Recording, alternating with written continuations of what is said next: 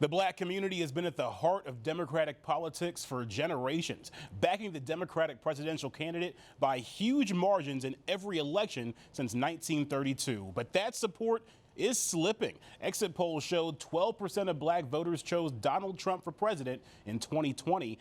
That's the best showing for any Republican since 1996. And recent polls suggest he could get more support this time around. I spoke with a local pollster who says a shift in voting patterns is a key factor.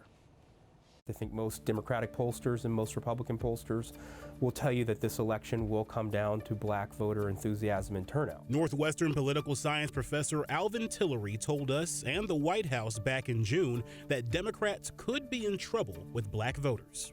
If they fall below 84% nationally, it's worrying time. Tillery studies this key electorate extensively and cited issues with outreach to black voters by the Biden campaign.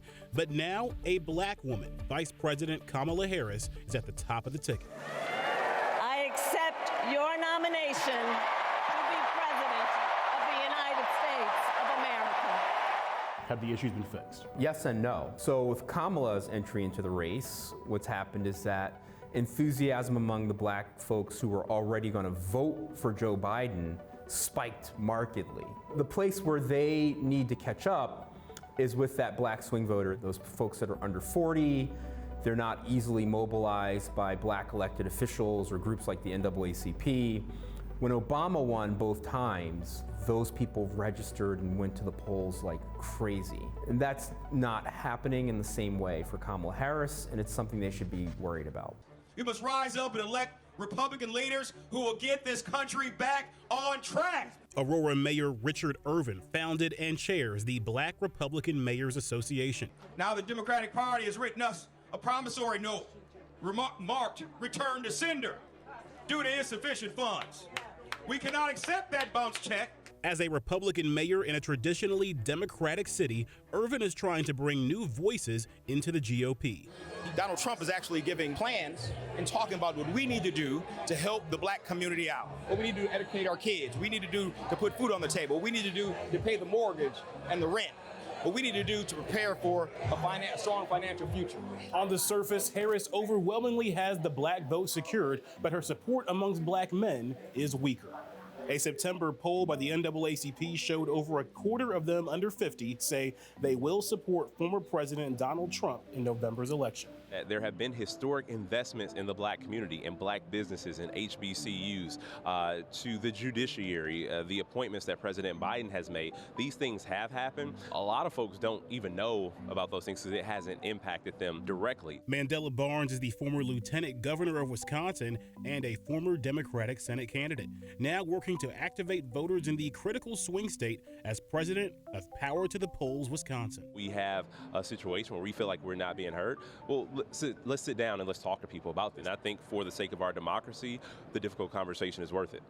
I think a lot of black men didn't really feel like they had a place in the Democrat Party. Janiyah Thomas is the black media director for the Trump campaign and is locking in on black men in the final stretch. I feel like a lot of their policies are more geared towards women and people in the LGBTQ community.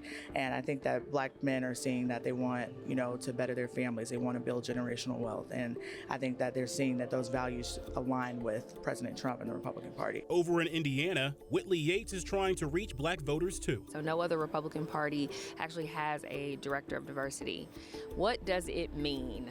It's like running a marathon with no finish line and the track keeps changing. In 5 years, she's helped elect the state's first black Republican mayor and councilwoman. Our blind loyalty to one party has left our communities destitute, while absolutely no engagement from the Republican Party hasn't really left us with much of an option. And so what I think I began to see is really an apathy from black voters wanting more, not only from candidates, but wanting a little bit of honesty. Immigration, particularly the surge of asylum seekers, has been an issue the Trump campaign has made a key part of their black voter outreach strategy. Coming from the border are millions and millions of people that happen to be taking black jobs. When you look at places like Chicago and you see the migrant crisis happening, it is the black community that is directly affected. It is our schools that they are closing down, but then opening up to put the migrants in. While they won't open up the Section 8 list, they're giving migrants money for rent.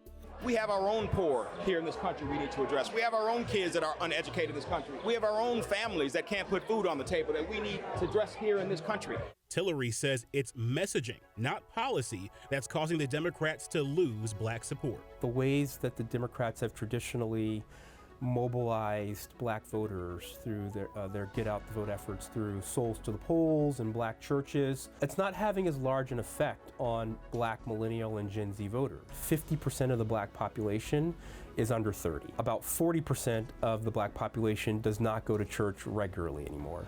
So a lot of the GOTV efforts that the Democrats have invested in are just mobilizing people that are already going to vote for them. And while she's still on pace to win the majority of black voters, Vice President Harris is struggling to gain the same coalition of President Joe Biden or Barack Obama. I think that they believe that they're going to be able to roll out Barack Obama, like, for hood cred, in the last 2 weeks. Like, that's not going to work. I've heard a lot of folks in these neighborhoods be like, well, what really changed under him? And I think that's part of what Kamala's facing also. It's like, the historic value of a black female president, it works for me, it works for everybody in the AKAs, doesn't necessarily work for that 21-year-old black guy working at Target who remembers, yeah, it was cool having Obama, but didn't really change my life. You're saying that black male, millennial, and Gen Z segment, that's going to be critical in this election. It's going to decide the election.